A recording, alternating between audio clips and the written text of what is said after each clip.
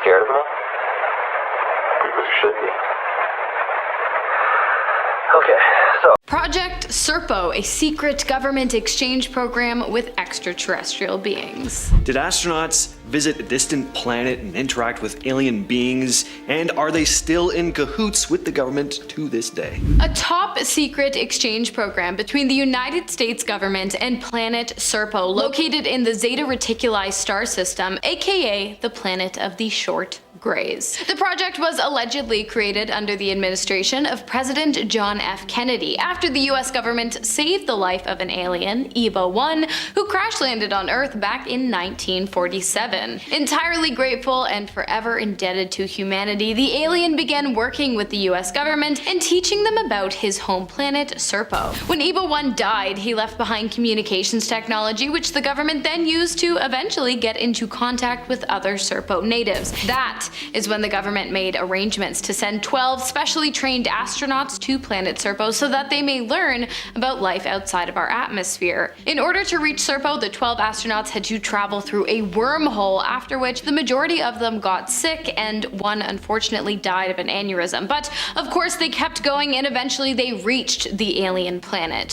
For a decade they studied life on Serpo before returning home and assuming entirely new identities in order to protect the security of the mission. Fair enough, I suppose. So what are the origins of this Project Serpo tale? Well, like with most conspiracies in the modern age, it started gaining popularity online and took off from there. It all started in 2005 when a series of anonymous emails began circulating among UFO researchers and enthusiasts. These emails, which were allegedly from a retired US government official who remained anonymous, laid out this insane story about an extraterrestrial exchange program. We'll talk more about this anonymous individual later. The Project Serpo story started making the rounds way faster than these types of stories would have back in the day. It was 2005, the internet was still relatively new in the grand scheme of things anyway, and the UFO community was just hungry for new sensational stories. And this one, it's pretty much the definition of sensational. Remember that alien that I mentioned, EVA-1, that crash landed to Earth in 1947? Yeah, well that was actually the Roswell incident of 1947, and also the first time the US government supposedly made contact with aliens. As many of you are probably already aware, in 1947 an unidentified object crash landed on some farmland in Roswell, New Mexico. When Area 51 was alerted of the incident, they rushed to the scene, collected the object, and released a statement saying that what had come spiraling down to Earth a few nights prior was nothing more than a weather balloon. But then they sent the object out to another base for testing, and another, and another. Why? Well, because it wasn't actually a weather balloon. It was an alien spacecraft containing 6 aliens, 5 of which had died in the crash, and 1 of which came to be known as Extraterrestrial Biological Entity Number 1, or EVA-1. EVA-1 was taken to the Air Force facility in Los Alamos, where he stayed until his death in 1952. During this time, he learned to communicate with the military and told them some pretty interesting things. Now, if the US government is really working with these alien beings, where might they be carrying out their activities? Area 51? Some hidden base in Antarctica? Well, some say they could be operating from an even more top secret place. Dulce Base. Dulce Base supposedly sits deep beneath the Colorado-New Mexico border, close to Dulce, New Mexico. Dulce Base is said to be a secret facility where humans and aliens are working together, exchanging ideas and doing all sorts of experiments. Multiple levels deep underground with high-tech labs. The rumors are that different alien species, from the Greys, from planet Serpo possibly, to the reptilians, are working hand in hand with the US government. As to what they're trying to accomplish, probably something really fun and good that we don't really need to bother worrying about. Stories about this place really started coming about from a man named Paul Benowitz, who claimed to have discovered an underground base near Dulce full of gray aliens and humans. His claims caught a lot of attention, but Benowitz's mental health eventually declined and he ended up in a mental hospital, passed away in 2003. There's always been this rumor that he was part of a big, widespread misinformation campaign. As I said, during EVA-1's time on Earth, he informed the US government of quite a few things. One being that Serpo natives, Ebans as they are referred to by humans, had actually been visiting Earth for the last 2,000 years with no issue. But but unfortunately this time new Earth radar technology that they don't have on Sorpo caused the ship to go haywire and crash, killing the majority of the crew. In 1949, a similar thing happened. 6 EBANs crash landed, but this time unfortunately none of them made it. When the ship was examined, the military found a communications device, which they worked on with EBA-1 to repair. They got it working and sent out multiple distress signals, but it wasn't until after EBA-1's death in 1952 that they finally got a reply. Communications began between the US military and the EBANs. It took a while, but eventually they were able to understand one another. After learning about the 12 deceased EBANs stranded on Earth, the EBANs asked if they could come to Earth and retrieve the bodies. Of course, the military wanted something in return, so they came up with the exchange program. The military wanted tech, but the EBANs said, no, you're not ready for our tech. And so they proposed something else. In exchange for the bodies of their deceased, 12 astronauts could spend a decade on planet Serpo. Furthermore, an EBAN would stay on Earth to assist the military. In 1964, the EBANs landed on Earth once again to retrieve the bodies, and Project Serpo, aka Project Crystal Knight, as it has also been called, commenced. Number 10, James Webb and the Big Bang. Okay, here we go. We'll kick off with some recent news. The James Webb Space Telescope has, of course, been blowing our minds casually for a couple years now. Since his departure up into space back in 2021, James Webb Space Telescope has been showing us these beautiful displays that we never dreamt of ever seeing. Stars so faint and so far away that until this point, well, we had no idea they were even there. For example, last week, the James Webb Space Telescope found new, well, rather old galaxies that look like tiny red spots. Now, by analyzing the light emitted by these galaxies, astronomers can conclude that these galaxies were born 500 to 700 million years after the Big Bang. Now, these galaxies shouldn't be this old this far away, considering they were born so soon after the Big Bang. Doesn't make any sense. Shouldn't be there. Shouldn't be that old. It's like seeing your grandma younger than you somehow. You're like, no. Timeline-wise, that shouldn't make any sense. What in the Avengers is going on? Are these aliens before the Big Bang? We have no idea. This was a week ago. Comment your thoughts down below. I think it's aliens for sure. Number 9, ancient Sumerians. All right, we'll go old, but not as old as that red dot. The Mesopotamian civilization was formed in what's now Iraq and Kuwait. Now, these civilizations began around the Neolithic Revolution, so somewhere around 12,000 BCE. Now, they're sometimes referred to as the cradle of civilization because, of course, they're old. Mesopotamia was one of the first places to develop agriculture, being right in the middle of Egyptian and the Indus Valley civilizations. And of course, we have to mention these ancient Sumerian tablets. Now, in these tablets, we start to question history. In 1842, British archaeologist Austin Henry Layard discovered ruins of this royal archive. Thousands of tablets made of clay. The world's oldest overdue library books, pretty much. Now, these tablets showed Sumerians engaging in a social night with a scene that depicts a banquet from around 26,000 BC. It was the world's first bender, actually, if I'm being historically accurate. Ancient gods of Mesopotamia were said to have wings and the ability to control all of humanity. These gods were 8 feet tall, or they could have been aliens from another planet.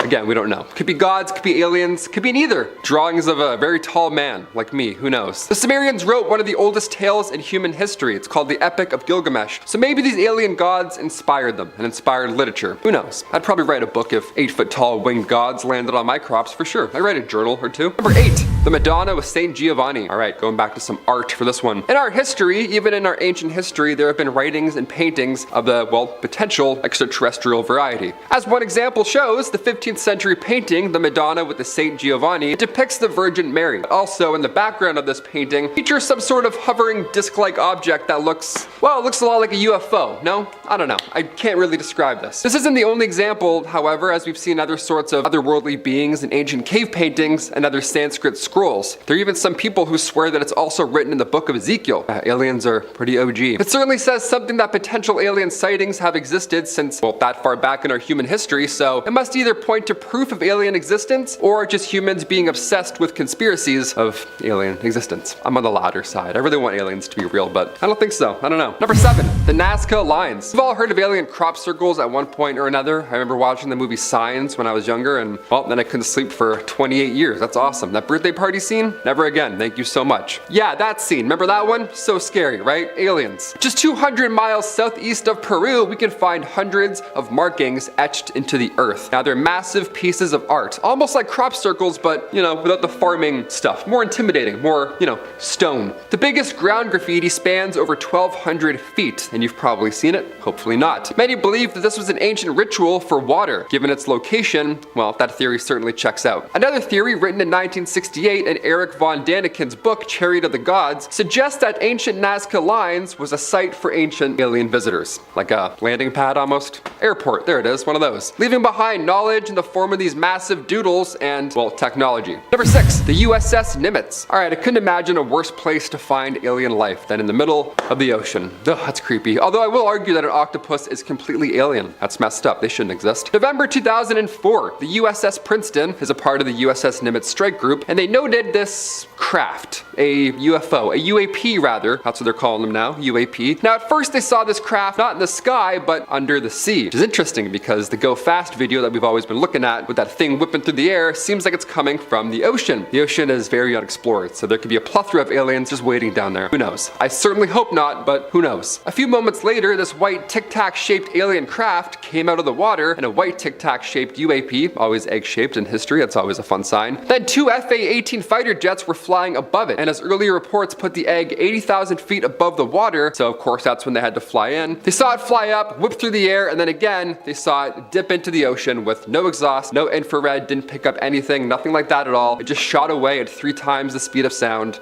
underwater, gone. Can aliens go underwater too? That's a little bit OP, it's not fair. In 1975, a pilot and several passengers flying a private plane near Pine Gap's airspace saw something they would never forget. The facility had only started operating 5 years before. Everyone was wondering what the hell was really going on in there, and the passengers and crew were hoping they were gonna see something while flying overhead, and see something they did. A large white object appeared, taking off from the base at an incredibly high speed. The object moved so fast that it was nearly impossible for the witnesses to get a good look at it before it vanished into the sky. The pilot, upon landing, reported the sighting. They were told to wait for investigators, and when these investigators arrived, they supposedly told the group to keep their mouths shut about what they'd seen and to forget the incident entirely. Obviously, not all of them did, and if there wasn't already heavy speculation and controversy about this facility amongst the Australian public before, there certainly was now. Now, what exactly is the Pine Gap facility? Sitting right in the middle of the outback, not too far from the remote town of Alice Springs, officially it's known as the Joint Defense Facility Pine Gap, and it's run by both the US and Australian governments. But what exactly goes on there? Like with any facility like this, there's the official answer and the more speculative ones. The facility is decked out with some serious tech. You know those big satellite dishes you see in movies? Pine Gap has plenty of them. They're used for all sorts of high-tech communication and surveillance activity. Officially, the facility is involved in intelligence gathering, satellite tracking, and missile detection. It's always been a controversial place though. It's seen a number of protests over the years, and many of them aren't even necessarily to do with the rumors and conspiracies, but they certainly don't help with its image. Pine Gap is rumored to be a secret site for advanced technology testing. Again, much like claims made about Area 51. A place where the military can try out their fancy new tech far away from the prying eyes of the public. And if you were gonna pick a spot for a test flight over your new advanced drone or aircraft, the Australian outback would be about as ideal as it gets.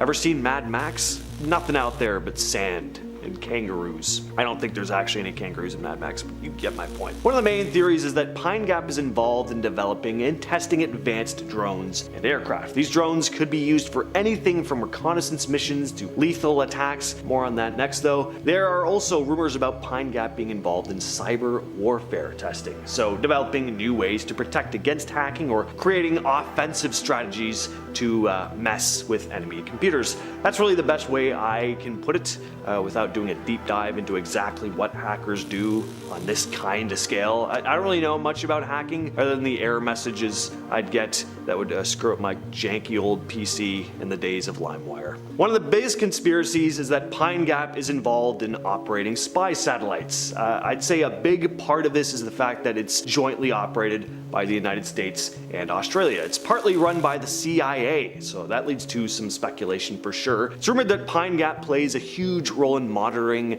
communications, radar, and other electronic signals from all over the world. The facility's remote location and the sophisticated tech make it a pretty ideal setup for controlling and receiving data from spy satellites orbiting Earth. There's a lot of speculation that Pine Gap works with various intelligence agencies to gather information on foreign military activity, enemy organizations, and just various global threats. I mean, this is barely even in the realm of conspiracy. It is a fact. It's involved in intelligence gathering, so I don't think spy satellites are really all that much of a stretch. It's really more of a question of, well, what exactly does this entail? Of course, they don't provide specifics because that would kind of defeat the purpose of the whole spying thing. Another one of the numerous conspiracy theories surrounding Pine Gap is its alleged role as an NSA or National Security Agency listening post. Edward Snowden famously brought this up, and it certainly makes the whole thing feel a lot more credible. According to the theory, Pine Gap is involved in surveillance and data collection, targeting domestic and international communications, using its advanced listening technology to intercept phone calls, your emails. Edward Snowden isn't the only guy to come out having said this, though. There are other whistleblower testimonies alleging that Pine Gap collaborates closely with the NSA to gather intelligence. Their claim is that the facility's ideal location and the powerful antennas make for intercepting large amounts of data, which is then processed and analyzed by intelligence analysts. Another intense rumor about Pine Gap is that it's involved in coordinating lethal drone strikes. Pine Gap is believed to have the tech and connections to control and direct drones used in targeted killings. So we already know they have the technology to efficiently gather intelligence and track targets. So once a target is identified, the data is sent to operators who can launch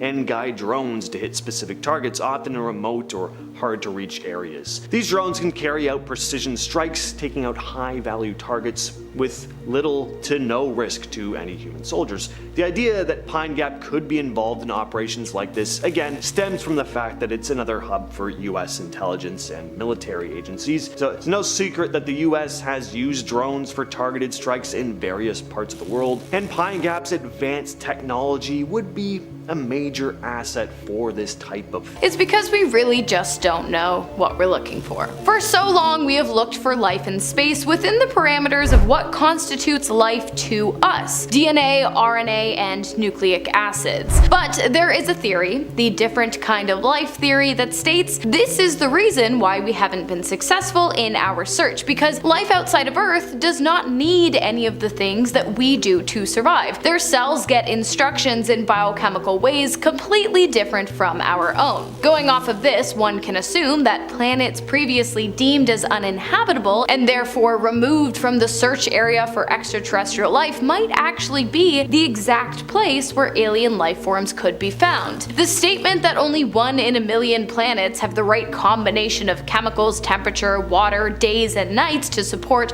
planetary life as we know it completely discounts planetary life as we don't. Extraterrestrials who operate on an incredibly different fundamental and chemical level than our own might be lurking right in our cosmic backyard, we just haven't been searching for them properly. The faraway theory is a pretty straightforward one. The reason we have yet to find aliens is because they are too far away and moving further away by the minute. Basically, the theory states that due to the expansion of the universe, galaxies are constantly moving further and further away from one another, and the further they become, the faster they move, which means it's highly likely that we miss that sweet spot of alien interaction due to the fact that our society was just too underdeveloped when aliens inhabited galaxies that were close enough to communicate with. Either that or humanity didn't miss it, but we did, because it already happened some 6,000 years ago, which would explain the pyramids and many ancient civilizations' fascinations with the stars. Either way, we're SOL for distance. But maybe we haven't found aliens yet yet because we haven't been communicating properly. Here's the thing. For the better half of a century, humanity has been leaking radio signals into space at such a rate that any intelligent life form within 100 light years of Earth would surely be able to pick up the signal. But as tech improves, these radio leaks reduce, and one day they might disappear altogether, and the Earth might fall back into radio silence. Perhaps the same is the case for other planets, and the reason we haven't been able to hear their radio signals and they haven't heard any of ours is simply because in the cosmic scope of time, the radio signals just don't last that long and our timing is off. In 1974, however, humanity did make a direct attempt at communicating with aliens by beaming an interstellar message out towards a globular cluster 25,000 light years away. The only problem is that for anyone to receive the message, they would have to be situated directly in the path of the beam. Not only that, but the message took less than 3 minutes to transit, meaning even if an intelligent extraterrestrial civilization was perfectly situated in the path, they would have had less than 3 minutes to detect the signal. While it seems unlikely, it is possible that in 1977 we got lucky enough to detect a beam coming from an advanced extraterrestrial civilization down to Earth. A momentary burst of energy known as the WOW signal swept across the planet, but we have not been able to figure out its origin or been able to detect it since we heard it the first time. In 2012, however, we did send back a response, but we have yet to hear back from whoever sent the WOW signal. Perhaps, though, the reason we have yet to interact with intelligent life forms is because the universe has filtered them out, and one day it will filter us out too. Basically, what I'm saying is that humanity and all other life forms have an expiry date that is pre-wired into our experience and that prohibits us from ever reaching the point of extraterrestrial communications and other planetary colonizations. Why? I'm not sure, but I'm assuming it's to protect the universe somehow. I mean, let's think about it. Let's say right now is the perfect time for life to exist on Earth, and one day, long after we're gone, it will be the perfect time for life to exist on, say, Venus. If we had already found a way to migrate to Venus and subsequently developed it to our liking and then polluted it beyond repair, the life that was supposed to exist there after we had moved on to the next planet would have zero chance at survival. So maybe the expiration date encoded into each and every living being across the universe is to allow each and every being to have its moment in time to exist. Branching off of that theory, the Great Filter Theory, we have the self-destruction theory, which is similar but just a bit different because instead of the universe giving us an expiration date pre-coded into our existence, self-destruction theory states that life on every planet is destined to kill itself in order to protect the planet itself rather than the universe as a whole. Like I said, the theories are really similar, but one is a universal law and one is planetary preservation. Self-destruction theory comes from the Medea hypothesis, which is based off Medea from Greek mythology, who killed her offspring. Basically, our planet is Medea and we are the offspring. The very thing that gave us life is destined to kill us as we take away its own life force. An example of this is the Ice Ages, which those who follow the self-destruction theory would blame on an excess of plants, which absorbed an excess amount of CO2, which led to extreme global cooling, greatly damaging the integrity of life on Earth. Now we've come in. We've killed off a bunch of plants, we've warmed the Earth up, but we warmed it up too much, and we've killed off a bunch of other living things. And this, once again, has greatly damaged the integrity of life on Earth, meaning that at some point in time before we are able to achieve an intelligence level that allows us to communicate and commute to these aliens, something is bound to come in and kill off humanity. Do you see what I'm saying? Starting off our list today, we have a 2018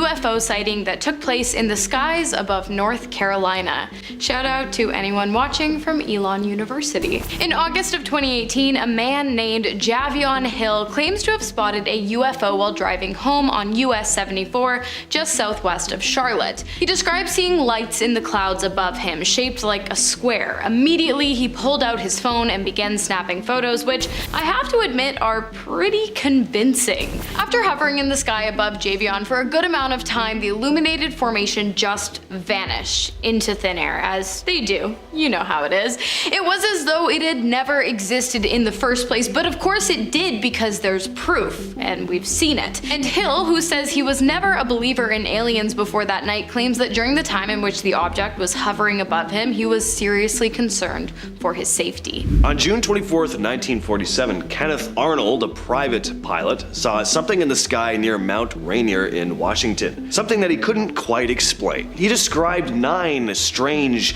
crescent-shaped objects flying in a V formation. What really caught his attention was how fast these things were moving, at around 1,700 miles per hour, which was faster than any known aircraft at the time. And when Arnold reported what he saw, it ended up getting massive media coverage. The Kenneth Arnold sighting is often referenced as the first big UFO encounter in modern times. After Arnold's sighting, lots of other reports started coming in about strange things in the sky across the United States. The government and military were getting intrigued, and the US Air Force started Project Sign, which was the first official government investigation into UFOs. This later became Project Blue Book, which looked into thousands of UFO sightings to try and figure out what was going on. So is it just one of these cases where he saw something and then everybody else started like getting excited and, just thought they were seeing things? Or was this just the time where UFOs and aliens were starting to come down to investigate things here on Earth? Next up, we have 2 commercial pilots on different aircrafts claiming to have seen a mysterious flying object in the sky while flying above Arizona on February 24th of 2018. The first pilot to spot the UFO called into radio traffic control to ask if another plane had passed by him. The controller answered no, and then went on to make a joke about the pilot having possibly seen a UFO. Ground control then contacted another pilot flying an American Airlines flight a little bit behind the first plane, and asked the pilot to inform the control center if an aircraft were to pass over the plane. And a short while later, the pilot did exactly that. He said that a fast object had flown 3,000 feet over his plane in the opposite direction of which he was going. Once again, ground control had no knowledge of the aircraft, and it didn't show up on any of the radars either. Both pilots later described the objects as illuminated and incredibly fast, saying that they were nothing like the weather balloons they had seen sometimes floating at that altitude before. Plus, there were no records of this object, so what could it have been? Well, a UFO, duh. Lieutenant Colonel Richard French was the lead investigator of Project Blue Book in the 50s. His job was to investigate reports of UFOs and find any possible explanation for them. Of course, if there was none, it would be categorized as a genuine UFO. French had shot down a lot of UFO reports over the course of his career, but in 1952, he witnessed something himself, something he could only describe as a genuine alien encounter. He kept what he'd seen a secret for decades. It wasn't until 2013 that he testified before 6 former members of Congress in DC, describing an event that happened back in 1952. A number of residents off the coast of St. John's, Newfoundland, had reported spotting 2 unidentified flying objects. So French was tasked with heading over to Canada to basically debunk it. The UFOs had crashed into the water, and when Lieutenant Colonel French arrived, he saw this crowd of about 100 people, including some police, standing by a wharf, gawking at something in the water. French made his way over, and when he looked down into the clear water below, he saw what looked like 2 large circular aircraft-like objects, and there were apparently 2 beings working on them. French described the creatures as, quote, 2 to 3 feet tall, light gray in color, very thin, long arms with either 2 or 3 fingers, the top of their heads much wider than their jawline. Their eyes were very slanted, and you couldn't see pupils in them. He then described the objects slowly rising out from the water before abruptly accelerating and taking off into the sky. Next up, we have the very first record of a UFO encounter to take place in New England, USA, which I bet you didn't know was actually a major hotspot for extraterrestrial UFO and UAP activity. That's unidentified aerial phenomena, for those of you who don't know. The first recorded sighting happened in Boston, New England, and it was also the first ever documented sighting in the US as a whole. It took place in 1639, and credible reports have been popping up ever since. The record was a second-hand observation recorded by colony founder and governor at the time, John Winthrop, who wrote that a sober, discreet man had seen the sky above Boston become illuminated by a green light while he was rowing his boat along the river one evening. The light was still for a moment and appeared to be flaming, and then it morphed its shape and darted off into the night sky towards Charlestown. The encounter lasted for 3 hours, with the object in the sky going higher into the air and then rushing down closer to Earth again and again, back and forth. By the time it ended, which it did when the object just disappeared into the night, the man along with his boatmates had traveled 1 mile upstream with absolutely no memory of how they had gotten there. Starting off this list in our number 10 spot, we have the Holy Trinity. The Paracas candelabra is a mysterious geoglyph located in the Paracas Peninsula in Peru. It is a large figure carved into the side of a hill measuring over 180 meters in length, and it is visible from the sea. The geoglyph depicts a candelabra-like figure with a central stem and 3 branches extending outwards. Cactus-like, some would say. The exact age and purpose of the Paracas candelabra remains unknown, but it is believed to have been created by the Paracas culture who inhabited the region from 800 BCE to 100 BCE. In other words, it's very old. This geoglyph is now considered an important archaeological site and a cultural landmark of Peru, attracting tourists and researchers who are all of course intrigued by its history and symbolism. The stuff just blows my mind. In our number 9 spot today, we have the Dark Ages tomb. Looking back to the Dark Ages in Shamir Heights, northern Israel, this tomb is quite large. Made up of 400 tons of boulders and stretching 65 feet wide, this burial chamber goes back 4,000 years. It could mean that humans were part of an organized society that long ago, especially considering the art that they found on the ceiling inside the dolmen. This is the first time art has been documented in one of these chambers in the Middle East, and we haven't quite figured out what the ceiling carvings depict yet. So far, we think arrows or anchors. Inside the actual grave, there were 3 sets of human remains, so it has been used for quite a while. While excavating the ancient grave site, archaeologists also found colored beads. One of the most intriguing parts of the grave has to be the lines carved in the ceiling. All those lines connecting to one arc. What does it mean? In our number 8 spot today, we have the Nazca Lines. We've all heard of alien crop circles at one point or another. I remember watching the movie Signs when I was younger, and then I couldn't sleep for 13 years. The birthday party scene is just too much for me. And that is exactly why this next one freaked me out. Just 200 miles southeast of Peru, we can find hundreds of markings etched into the earth. They're massive pieces of art, like crop circles, but more intimidating. The biggest ground graffiti spans over 1,200 feet. Many people believe this was an ancient ritual for water. Given its location, that theory checks out. Another theory, written in 1968 in Eric von Daniken's book Chariots of the God, suggests that ancient Nazca was a site for alien visitors, leaving behind knowledge in the form of these massive doodles and technology. One of them just says Garbazar was here. We're like, oh,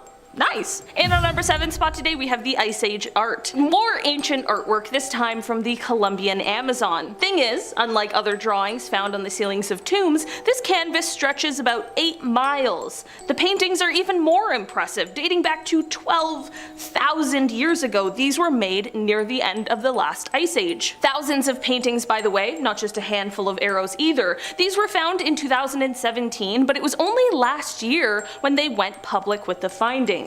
The findings being paintings of elephants, massive sloths, horses from the Ice Age, snakes, birds, deer. This is now one of the largest collections of rock art in South America. Pregnant women or the origins of the Ninja Turtles? You tell me. In our number 6 spot today, we have Tomb KV55. Located in the Valley of the Kings in Egypt, Tomb 55, otherwise known as KV55, was discovered by Edward Ayrton back in 1907. And the reason we call this tomb by a number rather than a name is because we really don't know who or what is inside. Even the walls inside aren't like other tombs, covered in ancient hieroglyphs, tipping the reader off on the noble history of the king that lies before them. Nothing is here. The only hint that remains is one hieroglyph, and it translates to, "The evil one shall not live again." Even these massive stones were built in order to prevent anything from getting out. Usually with these ancient tombs, it's the opposite. The description for those inside the tomb has also also been destroyed, so we have no idea who's in KV-55 or what. Many believe it's Akhenaton, and back then they didn't believe in multiple gods, just one, so Akhenaton got on the wrong foot with the high priests, and over his 17 years of ruling,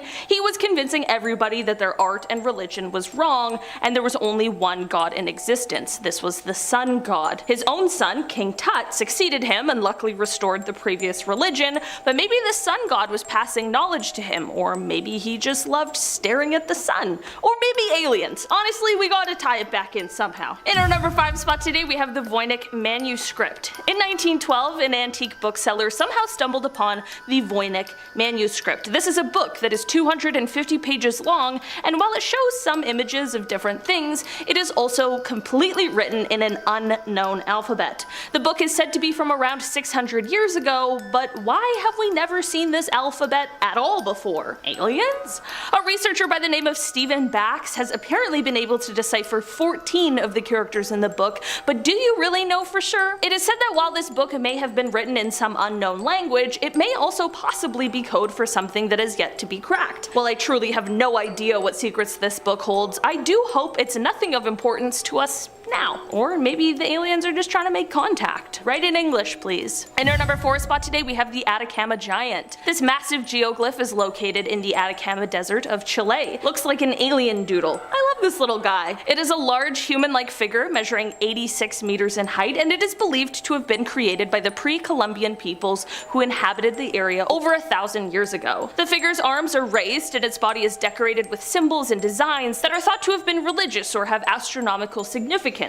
Imagine finding this one day hundreds of years ago. It would be absolutely jarring. The purpose of the geoglyph remains a mystery. Who were they trying to communicate with in the skies? The geoglyph is speculated to have been used for astronomical observation or as a spiritual symbol. Today, the Atakama Giant is considered an important archaeological site and a cultural landmark in the region. In our number 3 spot today, we have the Northern Kazakhstan geoglyphs. This is a package deal, more than one symbol in this one. Massive, mysterious geoglyphs were found in the remote regions of northern Kazakhstan. These geoglyphs consisted of various shapes and symbols, including circles, squares, lines, some of which stretch for several kilometers across the landscape. Our last one was one symbol, one little guy. This one here is much larger. The origin and purpose of these geoglyphs of course remain unknown, but they are believed to have been created by the ancient nomadic tribes who inhabited the region over 2,000 years ago. Some experts speculate that the geoglyphs may have been used for religious or ceremonial purposes, while others believe that they may have served as navigational aids. Or, if you're clicking this video, maybe they were communicating with higher beings. Maybe it was aliens, I'm just saying, alright? Today, the Northern Kazakhstan geoglyphs are considered a very important archaeological site. In our number 2 spot today, we have the stone circles. The Middle Eastern stone circles are a collection of ancient structures consisting of standing stones. You guessed it, all forming circles. They're found in various parts of the Middle East. Again, an incredible amount of work was required to coordinate these geoglyphs. The stone circles are over 5,000 years old and were likely used for religious or astronomical purposes. Researchers have agreed that there must have been some sort of leader or head architect involved in order to make these circles happen. Maybe an alien architect. He's just laying out floor plans for this lovely new planet he found. Experts believe that they could have been used to herd wild animals, or the stone circles could have been used in ceremony after death. Finally, in our number 1 spot today, we have the Sadima Lines. The Sadima Lines were rediscovered in the 1930s in the Sadima National Park in Bolivia. It's a massive network of straight lines and geometric shapes stretching over 20 kilometers over the surrounding landscape. What creeps me out the most is that this looks like another planet. This looks like a crater with lines shooting out of it, almost like an ancient alien highway. Maybe I'm crazy, but we're here at number 1 after all. Some experts believe that the Sadima Lines were used for astronomical observation as they are aligned with the movements of the sun, moon, and stars. That's both impressive, but also terrifying, okay? This next one has to be the wildest alien encounter case in recent history. So in March of 2023, something strange went down in a small Bolivian village called Horania. It all started with reports of a mysterious green light hovering in the sky. People whipped out their phones to capture the event, having no idea what the hell they were looking at. But unlike a lot of your typical UFO cases, this one doesn't just end with people seeing something strange in the sky. Things get way weirder. So 2 days later, residents claimed to have seen tiny beings darting around the town at night. One villager, Rita Marquez, described them as little and almost like goblins. Some locals even claimed to have found one of these small creatures dead in a gutter one morning, only for its body to vanish soon after. So, a lot to unpack here. Strange lights, possible aircraft, little beings running around the streets at night, and even a mysterious disappearance of one of these dead creatures. I don't know what to make of this case. Whenever there's a whole bunch of witnesses like this, I find it very interesting though. Next up, we have Barney and Betty Hill's extraterrestrial encounter, which took place on September 19th of 1961 in Portsmouth, New Hampshire, where the couple claimed to have been abducted by aliens. The ordeal started when the pair saw a bright light in the sky around 10:30 p.m. while driving home after a night out. Betty asked Barney to stop the car so that they could get a better look. He did, and then pulled out a pair of binoculars. What they saw was a massive, oddly shaped spacecraft with multicolored lights. They tried to drive away, but the spaceship, which they believed to have been at least 40 feet long, followed them, getting closer and closer until it was hovering directly in front of the pair's car. Barney claims he was able to clearly make out 6 to 8 humanoid figures standing on the ship who instructed Barney and Betty not to move, but rather to just keep looking towards the ship. The next thing the pair remembered, they had driven 35 miles away from their destination with no recollection of doing so. They tried to write down as much as they could about the experience on their way home, but their memories quickly became fragmented. It wasn't until years later, under hypnosis, that the pair separately both recalled being taken onto the ship and then separated from one another and examined by the humanoid alien life forms. In the days after the incident, however, both Betty and Barney's watches stopped working, and Barney noticed tiny, circles on the back of his truck, and when he put his compass near them, it went haywire. So, I'm not saying they were telling the truth, but I think they might have been telling the truth. This next story is very outlandish, but it's an entertaining story, and I haven't talked about it before, so here it goes. Back in 2021, Angelina Lynn Johnston held a news conference in front of the Lincoln Memorial in Washington, D.C. Johnston claims to be a former retired defense intelligence officer who had an encounter with various alien species at a secret base in the Mojave Desert. She claimed that in January of 2010, a few years before she ran as a Democrat candidate for South Dakota Senate, she had met up with a couple in South Carolina who ended up taking her to this secret base. She didn't provide details on exactly where the base was in the desert, but said that she would be taking an astronaut along with a few scientists to the base, which had been built into the side of a mountain. She described seeing various alien species, including one that looked a bit like a praying mantis type creature, and that the beings all spoke to her through telepathy. Next up, we have the Exitor incident, which took place in Exeter, New Hampshire in 1965 and actually inspired a best-selling novel, Incident at Exeter: Unidentified Flying Objects Over America Now, by John G. Fuller. Not sponsored. One evening in Exeter, a police officer patrolling Highway Route 101 stopped to check on a woman parked on the side of the road. When he asked her what was wrong, she answered in breathless hysterics. She claimed that a large red flying object with flashing lights had been chasing her.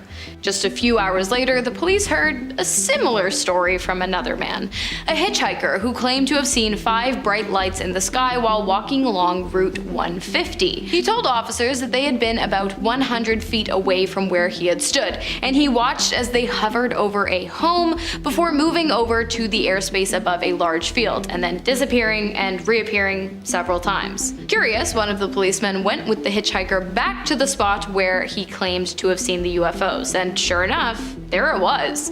And another officer arrived shortly after to see the exact same thing: 5 bright lights high up in the sky disappearing into and reappearing from the trees over and over again.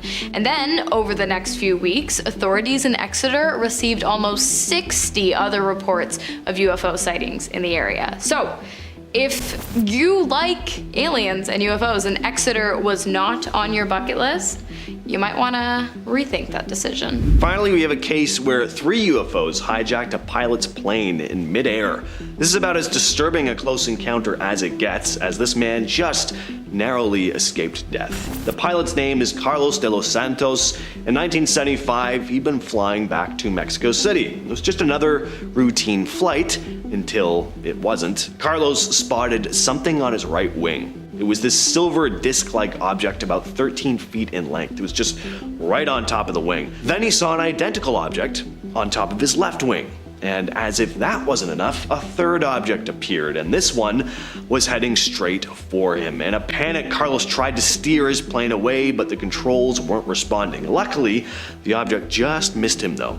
He frantically radioed air traffic control, explaining that he'd lost control and was surrounded by these strange disc objects. And then, to his complete and utter horror, the plane suddenly veered completely off course. It was now ascending higher and higher up into the sky. Carlos had absolutely no control over the plane now. But then, just as suddenly as they appeared, the strange objects flew away. And miraculously, thankfully, Carlos regained control of the aircraft. Another theory, however, states that Earth is actually the birthplace of all life, all aliens. It's the incubation theory that, to put it quite simply, states that Earth is an incubation ground for all life in our universe, and that once a civilization reaches a point of high enough intelligence, they leave to colonize other planets. If this is true, it makes sense why aliens who have gone through the same process wouldn't want to interfere with our own. This is our chance to prove to the rest of the universe that we are not the runts of the litter, but that we have the capabilities to evolve into a species that can branch out into the universe on our own. The same way people who make documentaries about nature aren't supposed to step in when a lion tries to eat a gazelle, there is an unspoken rule that prohibits aliens from interfering with our development until we have reached that final stage. And then of course there is zoo theory, which is similar to incubation theory in that aliens have decided not to interfere with our existence, but different in that zoo theory does not follow the notion that all life in the universe began and evolved on Earth. What's neat, or perhaps terrifying, about zoo theory is that it covers the idea that while we have not yet been able to observe extraterrestrial life forms ourselves, they have certainly been able to observe us, and they've been doing it for centuries. If this really is the case, I wonder if Earth is the entire zoo, or just one of many exhibits in a giant cosmic roadside attraction called the Milky Way. It's anyone's guess, really. Now, much like how in order to communicate with aliens via signal beam, we would have to send our communications to the exact right spot at the exact right time, the reason why we haven't seen aliens could just be a timing issue. It's entirely possible that aliens existed long before our current time. Maybe they were around for the beginning of humanity, and maybe they even visited Earth early on in order to aid with some architectural projects like the pyramids and Stonehenge, but now they're gone. Extinct, dunzo, we missed them, and they're not coming back. I feel like this theory makes a fair bit of sense when you consider the references made in ancient texts to godly humanoid figures that are now, for some reason, nowhere to be found. Perhaps extraterrestrial life forms knew they were dying out and stopped on Earth to keep their existence from becoming nothing but stardust. On the other hand, of course, perhaps we aren't late, but we're early. According to Abraham Leob of Harvard and Raphael Batista and David Salone of the University of Oxford, the chances of life on other planets is actually set to grow much higher in the distant future. I mean, life on Earth developed 30 million years after the Big Bang, and it's still in the early stages. So who's to say that in another 1, 2, 3, 4, 5, 10, 20 million years, the galaxy won't be teeming with various intelligent life forms spread out across the cosmos? I mean, it makes sense, but so do the rest of these theories. Anyways, the likelihood of us being alone in this universe is slim, but the likelihood that we are lone intelligent beings in this universe because the rest of life is still in single-celled stage 1 is much more probable. The dark forest hypothesis is another possible reason for our lack of alien communication. Basically, the hypothesis states that the reason we have not yet crossed paths with any other life form is due to a drive towards self-preservation and a fear of being destroyed by another hostile, undetected civilization. I mean, to be fair, if I were part of a peaceful, albeit guarded, civilization making my way through the cosmos and I stumbled upon humanity, I would 100% be absolutely terrified. We're scary, there's no denying it. don't even try. And what if there is another civilization out there even scarier than us? I don't want us to be looking in the wrong cosmic corner one day and accidentally run into our doom. Like, you wouldn't go looking into the corners of a dark forest to figure out what's lurking there that could possibly kill you, so why are we doing it in our universe? Furthermore, it's likely that out of this sphere, extraterrestrial species are not only not looking for us, but also actively working against being found. But then again, on the other hand, maybe aliens don't exist and we really are alone, floating through the vastness of space, inching closer and closer to our impending doom that will one day come in the form of a massive quasar swallowing our galaxy whole. Accusations about drone strikes have been denied, but I mean, of course, they're gonna deny something like that. Targeted drone strikes are probably the most controversial part of modern warfare. After one drone strike in July of 2013 in Pakistan, campaigners claimed the intelligence for the strike came from Pine Gap. There was a ton of outrage, and a number of human rights groups called for a UN inquiry into whether the Australian government could be seen as complicit in the strikes alongside the US military. There were even some allegations that Australian officials might have facilitated targeted killing, which would be against international law. Now on to the stuff you've all been waiting for, of course, aliens and UFOs. Pine Gap has been a hotspot for conspiracy theories involving extraterrestrial research pretty much ever since it began operations. Some people are convinced that the facility is hiding evidence of alien life and is deeply involved in studying them and their technology. And this isn't just a situation of like, oh well, a big top secret government facility, gotta be aliens, right? No, there have been a lot of strange sightings in the area surrounding Pine Gap. Some people will even claim that Pine Gap is part of a global network of secret bases that collaborate on extraterrestrial research. Again, the American involvement certainly plays into this, so Pine Gap may be another facility like Area 51, according to the conspiracy anyway, where captured alien technology is reverse engineered. This could mean everything from developing new energy sources to building advanced propulsion systems similar to ones aliens could be using. There's also rumors that Pine Gap has underground facilities specifically designed for housing alien artifacts and possibly even extraterrestrial beings themselves. Let's get into some detail on a UFO sighting specifically, shall we? One of the most talked about encounters at Pine Gap happened early in the morning on December 22nd of 1989. So 3 men were heading home after an all-night hunting trip when something out of the ordinary caught their attention. It was around 4:30 a.m. when they noticed what looked like a door. It was camouflaged to blend into its surroundings. Suddenly it opened right in front of them, and from behind it there was a huge metallic gray disc. The disc moved slightly, hovering over the base for a few moments. The hunters stood there, frozen in shock, and watched as this disc shot upwards and then vanished into the sky. As they tried to process what they'd just seen, they saw the camouflage door slowly move back into place, sealing shut as if it had never been there. Pine Gap employs around 1,000 people, and most of them live in the nearby town of Alice Springs. The workers are a mix of Australian and US intelligence personnel, but Alice Springs has a large American population, thanks to Pine Gap obviously, and visitors and townsfolk will often say, if you ask any of these Americans about their jobs, the common answer you'll get is that they're gardeners. It's apparently so common that it's become kind of an inside joke. Are all these people who say they're gardeners really gardeners, or could gardener be a cover for the real work these individuals do at the facility? Some people think that these so-called gardeners are involved in secretive operations at Pine Gap. Gardening, it's a pretty low-key profession, makes for a pretty convenient front for intelligence personnel who want to avoid drawing attention. At least that's what I'd say if everyone else hadn't picked that front too. I mean, you know, baker, carpenter, plenty of jobs to pick from, guys. Weather control. No, Pine Gap isn't even safe from accusations of weather control. This theory is pretty much exactly what it sounds like. The idea is that the facility has the capability to manipulate weather patterns using advanced technology to create or alter it. And maybe they have help from some of that alien technology they're reverse engineering. Again, even without the possible secret alien technology hidden inside, people see the sophisticated equipment combined with the secretive nature of the facility, and questions start to form in people's heads like, could they be playing God and screwing with the weather?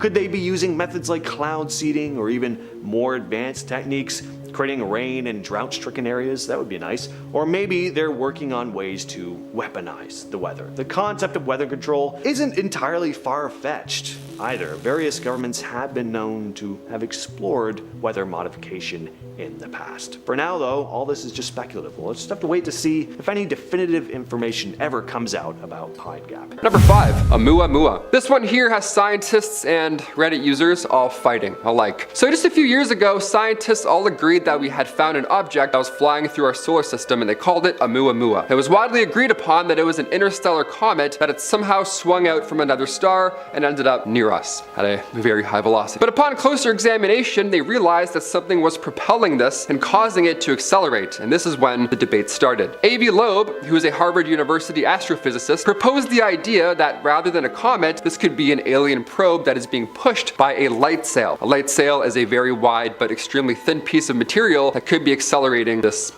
space cigar. Other scientists didn't agree with this. Fair, I mean more than fair. And instead they believed that this is possibly the hydrogen ice could have been melting off the object in a way that would mimic a rocket or something that can propel it in nature. But in August of last year, AV wrote in a study that hydrogen ice is too easily heated and it would have melted off long before it reached our solar system. So really don't know what's propelling this massive space cigar. So we think aliens. Do I think aliens? Maybe. I don't know. I'll never tell. Number 4, Flaming Thing, Texas. I just watched Nope the other day, and the idea of aliens in Texas or aliens over top of a farm, that birthday party scene with the dude walking, it always gives me chills. I don't like it. Aliens love a good crop, apparently. Imagine opening the newspaper though in 1957, and right on the front cover you read, Levelin Flaming Thing brings world knocking at city's door. What does that even mean? How do I react to that? Back in 1957 in, of course, Levelin, Texas, multiple eyewitness reports began to flood in about an egg-shaped object, again, an egg-shaped object, or this circular flash of light. It was just jetting across Levelin skies. One witness recalls the object making a loud humming noise as it flew by, which is different than other accounts that we've heard about,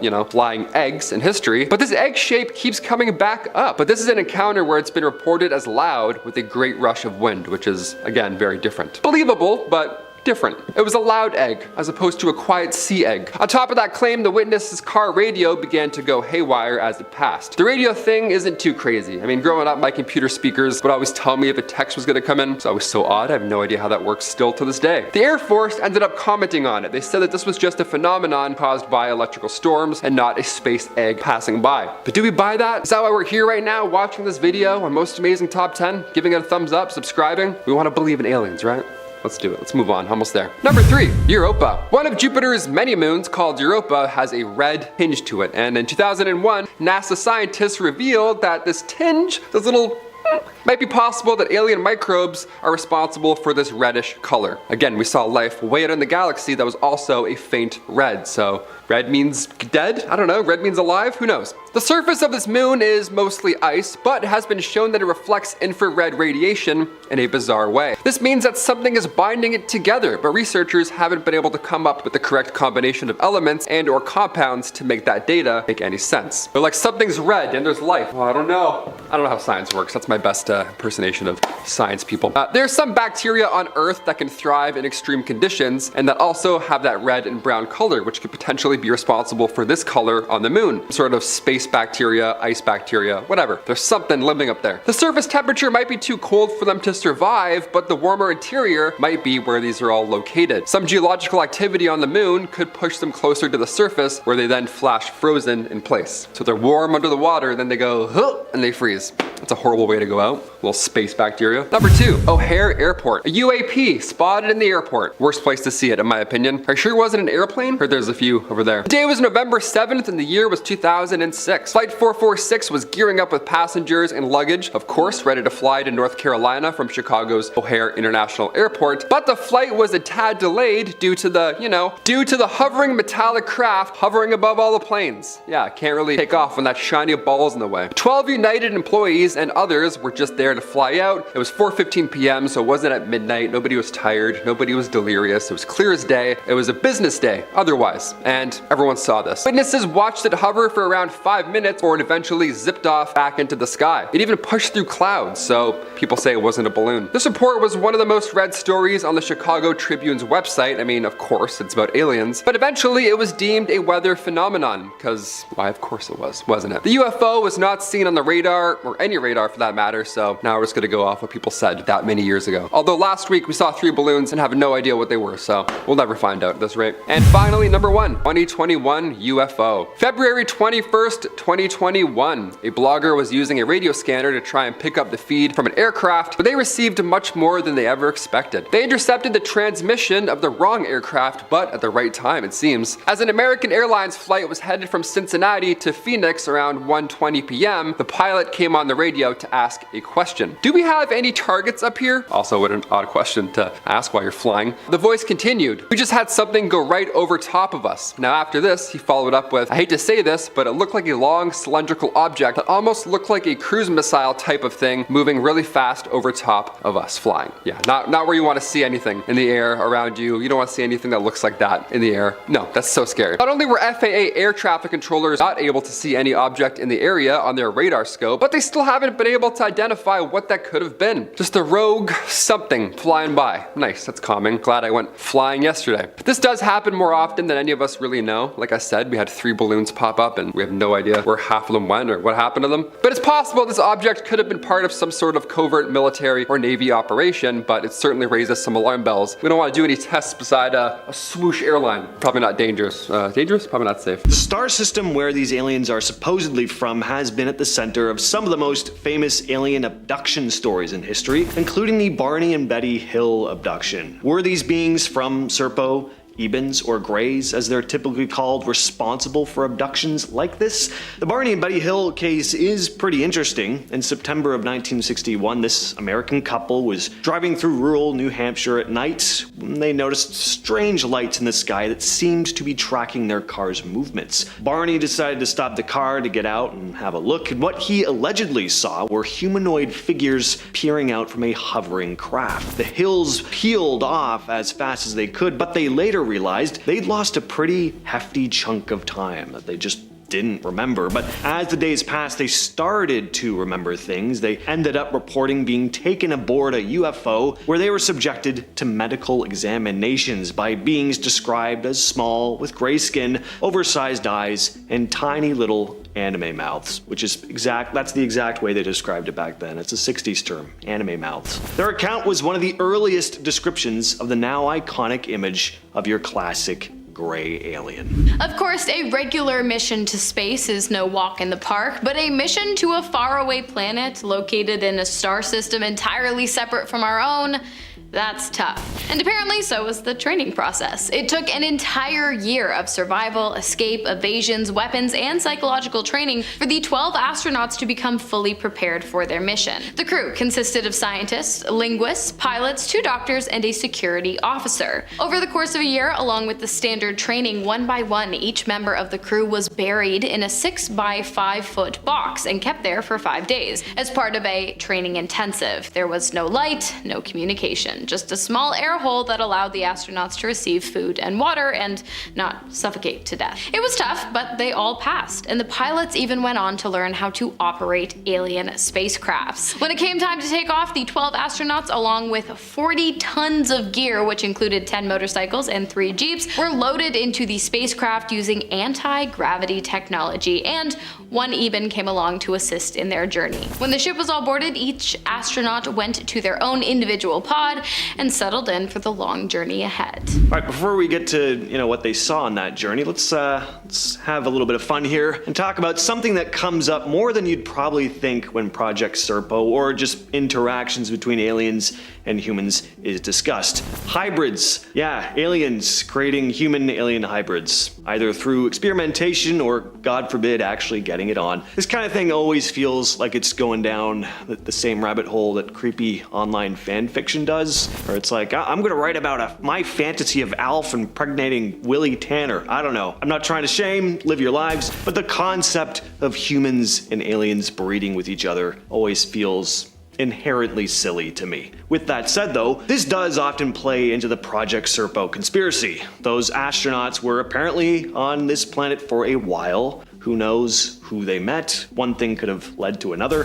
Plus, in all these reported UFO abduction cases, who knows what kind of nasty experiments those Greys could have been doing. When the crew arrived at Serpo, the first thing they noticed was that it was barren, bright, and hot. Really hot. About 107 degrees Fahrenheit or 41 degrees Celsius. Quickly, they realized why. Planet Serpo had 2 suns, which are shown here in a photograph taken by one of the astronauts, allegedly. One of the suns was orbited by Serpo, and the other was off in the distance. Because of this, the planet never got dark, and the days were 40 hours long, meaning that their decade-long mission was actually going to take 13 human years. In total, there are about 650,000 Ebens living on the planet in small, separate village communities and houses made of some kind of concrete rubber substance. It was a primitive life, but at the same time, the Ebens were equipped with electricity and incredibly advanced technology. Families generally consisted of a male and female Eben, and each family was allowed to have a maximum of 2 children, which were hidden away until they reached the age of maturity. During their time on Serpo, the astronauts gathered as much information about the Ebens as they could. And if you guys remember, I do believe I mentioned that one of the astronauts died on transit. Apparently the Ebens used that astronaut to clone and create hybrids of, like James mentioned. And it was then that the remaining astronauts realized that they weren't as peaceful as they once thought them to be.